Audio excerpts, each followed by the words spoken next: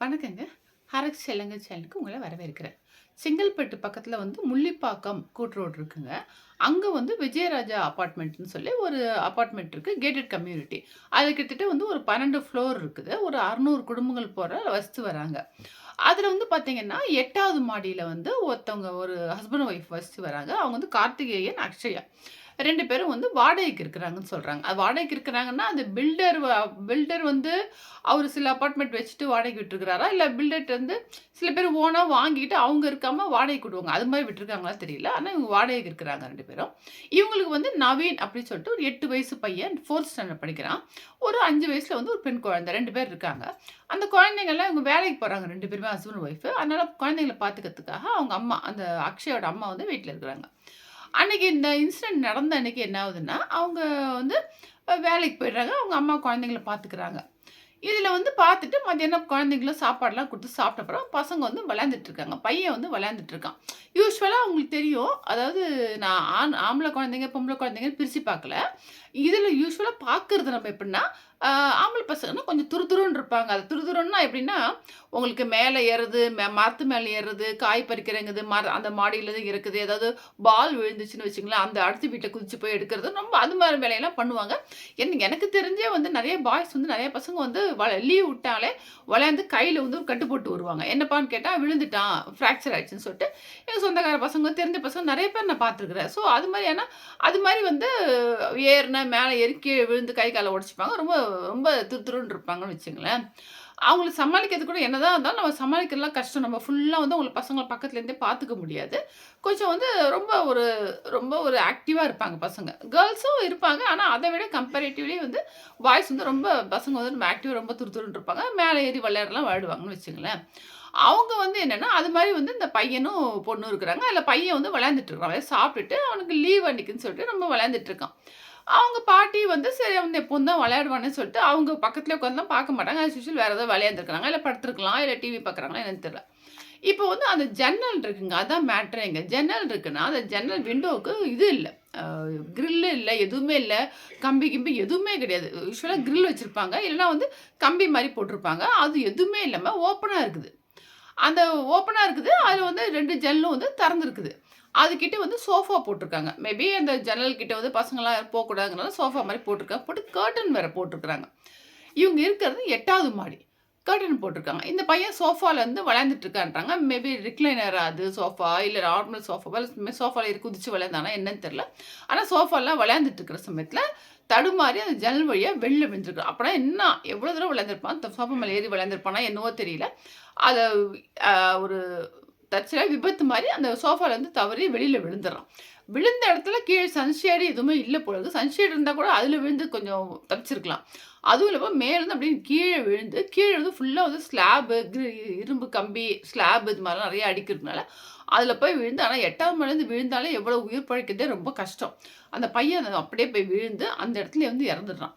உடனே இவங்க பார்த்துட்டு எப்படி யோசிச்சு பாருங்க. அவங்க அம்மா, அப்பாலாம் வேலைக்கு போயிருக்கிறாங்க. பாட்டி இருக்கிறாங்க. திடீர்னு அவன் விழுந்துட்டான் அப்படின்னோன, ஒரு ஷாக்ல என்ன ஆகும்னு தெரியாது. உடனே எல்லாரும் அந்த அபார்ட்மெண்ட் இருக்கவங்கலாம் பார்த்து சத்தம் இவங்க பாட்டி சத்தம் போட, எல்லாரும் வந்து பார்த்தா, உடனே ஹாஸ்பிட்டலுக்கு எடுத்துட்டு போயிருக்கிறாங்க. எடுத்துட்டு போய் ஹாஸ்பிட்டல்ல பார்த்தா, அ பக்கத்தில செங்கல்பட்டு ஹாஸ்பிட்டல் கொண்டு போயிருக்காங்க. அங்க பார்த்துட்டு பையன் இறந்துட்டானோனே, இருந்தாலும் வந்து பையன் தான் உயிர் இருக்குமோன்னு சொல்லி, அவ்வளோ பாசம் வச்சிருக்கிறாங்க பாருங்க. இறந்துட்டான்னு சொன்னா கூட பக்கத்தில இன்னொரு ஹாஸ்பிட்டல் கொண்டு போய், இன்னொரு பிரைவேட் ஹாஸ்பிட்டலும் கொண்டு போய் காமிச்சுக்கிறாங்க. அவங்களும் பார்த்துட்டு இல்ல பையன் இறந்துட்டான் அப்படின்னு சொல்லி, அந்த அளவு வந்து பையன் ஐயோ! உயிர் பிழைச்சிட மாட்டானா? உயிர் இருக்காதா? அப்படின்னு அவ்வளோ பார்க்குறப்ப, அந்த குழந்தைங்க மேல எவ்வளோ பாசம், எவ்வளோ அவங்க உயிரா இருந்திருப்பாங்க தெரியுது. நல்லாவே தெரியுது.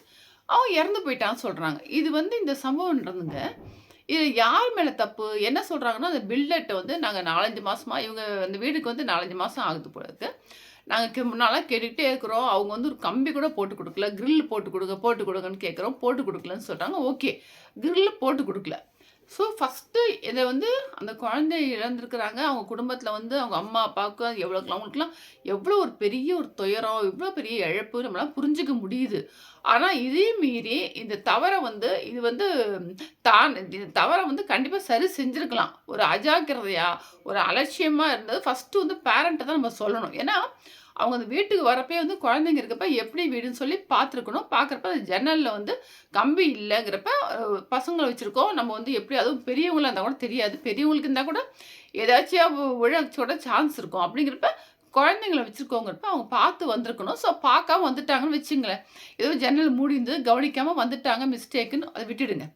வந்ததுக்கப்புறம் அந்த இது மாரி இருக்கிறத வச்சு பார்த்தோனே, அவங்க வந்து கிரில் வந்து போட்டு குடுக்க சொல்லி கேட்டுட்டு இருக்கிறாங்க. அவங்க போட்டு குடுக்கல, பில்டர் போட்டு குடுக்கலன்னு சொல்லி சொல்றாங்க இப்ப. அவரு போட்டு குடுக்கலன்னா, அட்லீஸ்ட் வந்து நீ உடனே காலியும் பண்ண முடியாது. ஏன்னா இப்ப தான் வீட்டுக்கு ஷிஃப்ட் ஆயி சாமான்லாம் கொண்டு வந்து இறக்கியிருப்பாங்க. திருப்பியெல்லாம் வீடு பார்த்துலாம் போ முடியாது. அது ரொம்ப கஷ்டம். அது புரியுது. அப்படிங்கிறப்ப இவுங்க வந்து அதுக்கு ஏதாவது ஸ்டெப் எடுத்து, ஏதாவது வந்து ஒரு ஏதாவது ஒரு கம்பி, கிரில்லு ஏதாவது போட்டுருக்கலாம். அந்த 2க்கும் சேர்த்து எவ்வளோங்க செலவாகுது? 2 பேரும் வேலைக்கு போறாங்க. அது வந்து கொஞ்சம் இவங்களாச்சும் செலவு பண்ணிட்டு நாங்க கழிச்சுக்கிறோம் வாடகையில அப்படியாச்சும் சொல்லியிருக்கலாம். ஸோ இவங்களுக்கு வந்து குழந்தைங்க மேல இல்லாத அக்கறை வந்து எப்படிங்க பில்டருக்கு வரும்? அவர நம்ம குறை சொல்லலாம். நாளைக்கு இழப்புங்கிறது யாருக்குன்னா இவங்களுக்கு தான். இவங்க 2 பேர் தான் கார்த்திகேயன், அக்ஷயா அவங்க குடும்பத்து தான் இழப்பு. அவருக்கு ஒண்ணும் கிடையாது. இப்ப என்ன சொல்றாங்க, அவர்ட்ட போய் 1008 கேள்வி எல்லாருமே மத்த இருக்கிற இவங்கலாம் கேட்குறாங்க போயிட்டு நீங்க 18 இது விஷயம் வந்து நீங்க பண்ணியே குடுக்கல. கேட்டட் கம்யூனிட்டின்னு சொல்லி கேட்டே கிடையாது அப்படின்றாங்க. அவ்ளோ குறை சொல்றாங்க. அவ்ளோ பேர் இருந்தவங்க இந்த கம்ப்ளைண்ட் அப்பயே வச்சு, அப்பயே சேர்ந்து போய் ஒருத்தரா கேட்காம அவ்ளோ பேர் சேர்ந்து அவர் நெருக்கடி குடுத்திருந்தா கண்டிப்பா பண்ணி குடுத்துருப்பாங்க. இல்ல இவங்களாச்சும் பண்ணியிருக்கலாம். இல்லையா? அந்த அந்த ஜன்னல திறக்க முடியாதபடி லாக்காச்சும் பண்ணி வச்சிருக்கலாம். எதுவுமே பண்ணாம குழந்தைங்கள விட்டுட்டு வேலைக்கு போறாங்க. இது ரொம்ப ஒரு சேஃப்டி. அதுவும் 1வது மாடியா இருந்தா கூட சரி பரவால்ல. 1வது மாடி, 2வது மாடி இருந்தா பரவாயில்லங்கன்னு சொல்லலாம். 8வது மாடியில இருக்கிறாங்க. நம்ம போய் சும்மா பால்கனி நின்னாலே தலை சுத்தும் நம்மளுக்கு. அப்படிங்கிறப்ப 12 மாடி இருக்கல போய் 8வது மாடியில இருந்துட்டு, இவ்வளோ வந்து இவங்க வந்து பில்டர் சொல்லி பண்ணி குடுக்கலன்னு சொல்லிட்டு கூலா போயிட்டு இருந்தாங்க. இவ்வளோ ஒரு விபத்து நடந்தது. யார் இவங்க இவங்க வந்து அத கண்டிப்பா தவிர்த்திருக்கலாம். அவங்க யோசிச்சு ஏதாவது பண்ணியிருக்கலாம். ஏதாவது அதுக்கு வந்து சிம்பிளா வச்சு ஒரு கிரில் போட்டு, அது விழ முடியாதபடி தடுப்பு மாரி வச்சு, கண்டிப்பா போட்டுருக்கலாங்க. எவ்வளோங்க செலவாயிட போது அதுக்கு? சொல்லுங்க பாப்போம். அத கண்டிப்பா பண்ணி, இல்ல ஜன்னல மூடி அது கர்டன் வேற போட்டாங்க. ஸோ கர்டன் இருக்கனால ஜன்னலும் மறைஞ்சிருது. இந்த பசங்க விழுறப்ப அந்த கர்டன் மேல விழுந்து கூட கீழ விழுந்துக்கலாம். இது நெனச்சு பார்க்கவே ரொம்ப ரொம்ப கஷ்டம். யார் வீட்டு குழந்தையா விழுந்துச்சு என்ன அப்படின்னு சொல்லிட்டு முடியல நம்மளுக்கு. அவ்ளோ கஷ்டமா இருக்கு. இவ்ளோ அலட்சியம் பண்ணதுனால அந்த குழந்தை உயிர் போச்சு. ஐயோ! ரொம்ப ரொம்ப ரொம்ப கஷ்டமா இருந்ததுங்க. யோசிச்சு பாருங்க. மேலேருந்து அந்த குழந்தை விழறப்ப எப்படி கத்தியிருப்பான்? அவன் விழுந்து கீழ போய் அடிபட்டு, ஐயோ! நெனைக்கவே அவ்ளோ கஷ்டமா இருக்குங்க. இது மாரி சின்ன சின்ன தானா ஒரு விபத்து நடக்குது. நம்ம நம்ம கையில கிடையாதுன்னா ஒண்ணும் பண்ண முடியாதுங்க. ஆனா இது வந்து நம்ம கையில இருக்கு இந்த விஷயம். இது மாரி ஒவ்வொரு சின்ன சின்ன விஷயத்த நம்ம வந்து அலட்சியப்படுத்திட்டு, அவங்க பண்ணி குடுக்கல, இதுவும் கிடையாது. எந்த விஷயமே அவரு பண்ணி குடுக்கல, இவங்க பண்ணி குடுக்கல. நம்ம குறை சொல்லிட்டு தான் போறோம் ஒழிய, பின்னாடி ஒரு விபத்து நடந்தப்ப அத பத்தி பேசுறோம். ஆனா, நம்ம வீடுன்னு இருக்கிறப்ப, அந்த வீட்ல வந்து நம்ம குழந்தைங்க இருக்கிறப்ப, அந்த குழந்தைங்களுக்கு எவ்வளோ சேஃப்டிங்கிறத ஃபர்ஸ்ட்டு நம்ம பார்க்கணும்.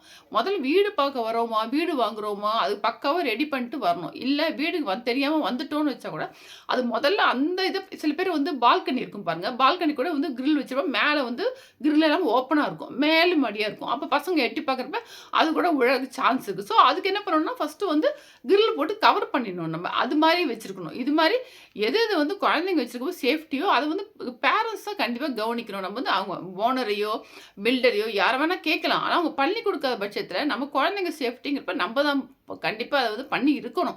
அத பண்ணியிருந்தா இந்த விபத்து நடந்தே இருக்காது. ஸோ இதெல்லாம் வந்து ஒவ்வொரு பேரண்ட்ஸும் இது மாரி தான் நம்ம வந்து ஏதாவது விஷயத்துல வந்து நம்ம தப்பு பண்ணிடுறோம், அலட்சியம் பண்ணிடுறோம். மத்தவங்க மேல குறை சொல்லிட்டு அவங்க பண்ணி குடுப்பாங்க, பண்ணி குடுக்கலன்னு பேசிட்டு போயிடுறோம்னா, நம்ம குழந்தைங்களுக்கு நம்ம வீட்ல உள்ள குழந்தைங்களுக்குலாம் எது சேஃப்டியோ நம்ம முதல்ல பார்த்து, அது முதல்ல வந்து மத்ததெல்லாம் பண்றோமோ இல்லையோ, குழந்தைங்களுக்கு எது சேஃப்டிங்கிறத கண்டிப்பா நம்ம பண்ணி 100% இல்ல 200% கண்டிப்பா பண்ணணுங்க.